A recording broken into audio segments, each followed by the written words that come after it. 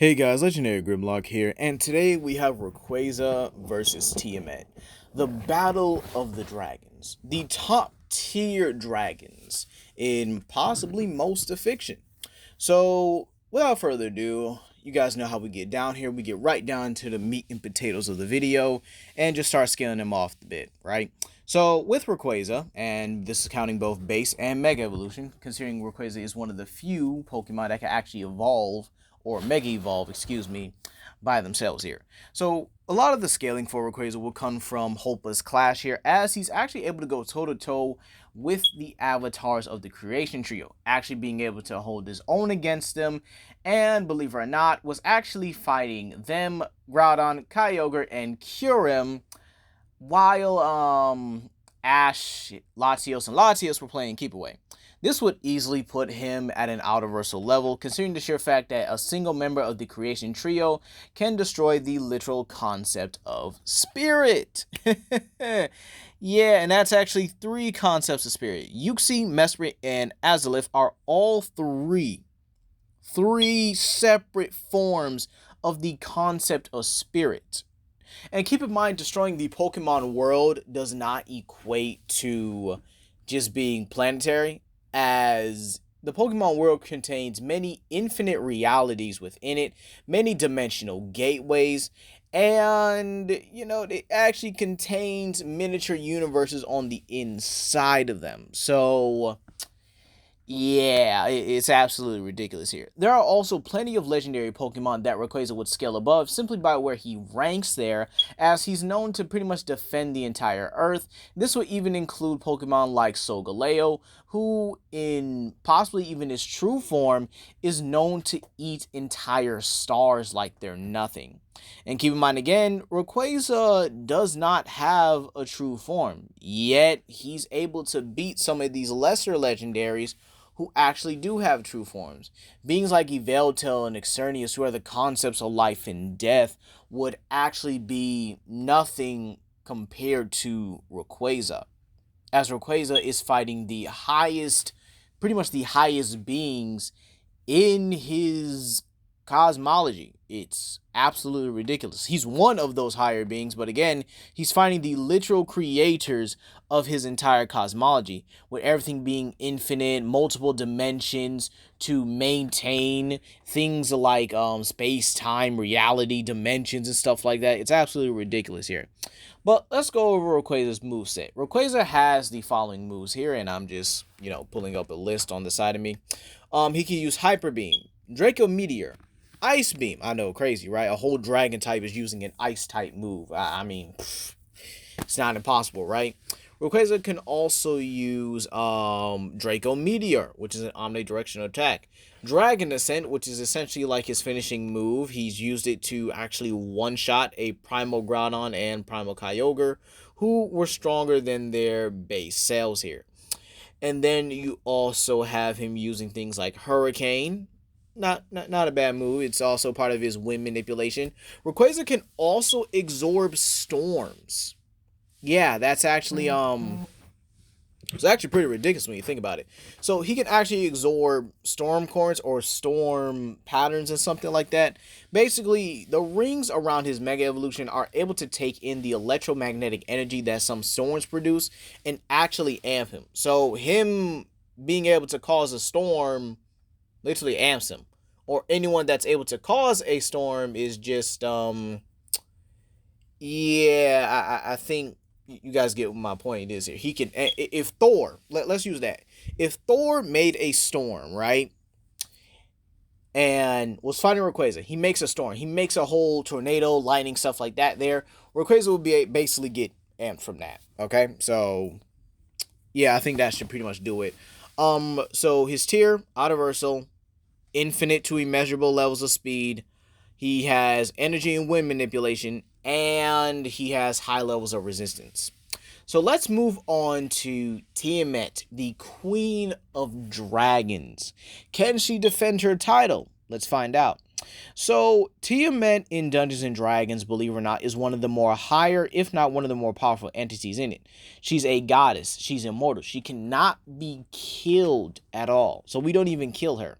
So, Tiamat is actually known to be the strongest of the dragons. And this is important because she was scaled above beings like Lo, or aka Asgarath.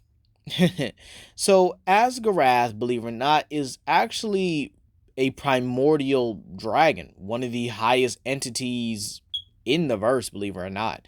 And with him being a dragon, if not the all-father of dragons here, and Tiamat easily scaling above him here, Asgarath was able to create the multiverse. Now you might say, oh wow, that's not a big deal. The creation trio did that, right? But hear me out, right?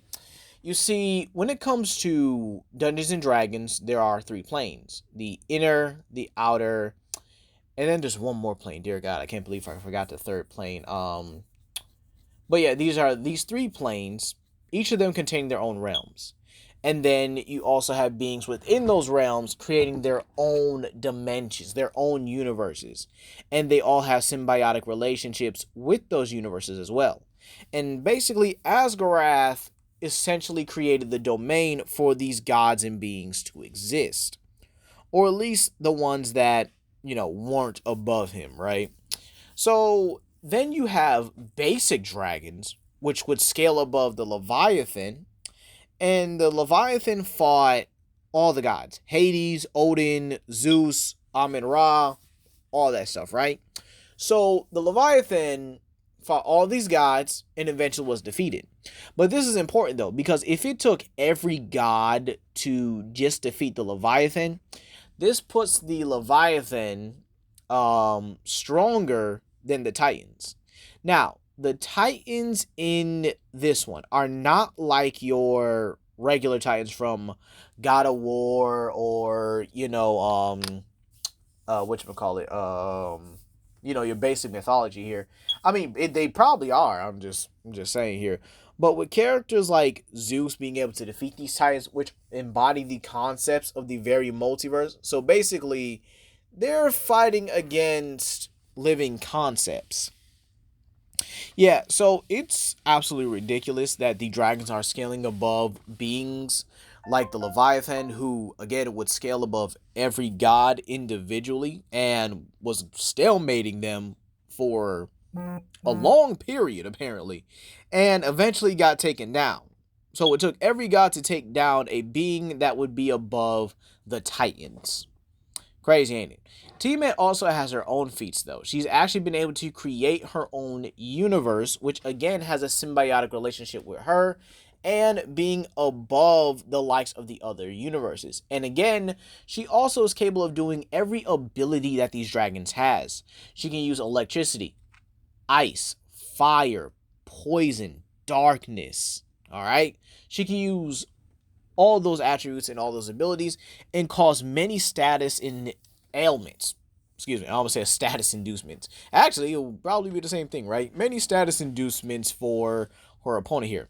So that's pretty much concluded. And, obviously, guys, you should see the results as I'm doing those now. So without further ado, let's actually get into who wins this. It's absolutely, it's close. I can definitely say that here. You see, Tiamat actually has the more, I guess you could say, more versatile advantage. She's more hacked out here. And yes, she can fly as well. She has all her hacks and abilities. Her scaling is ridiculous here.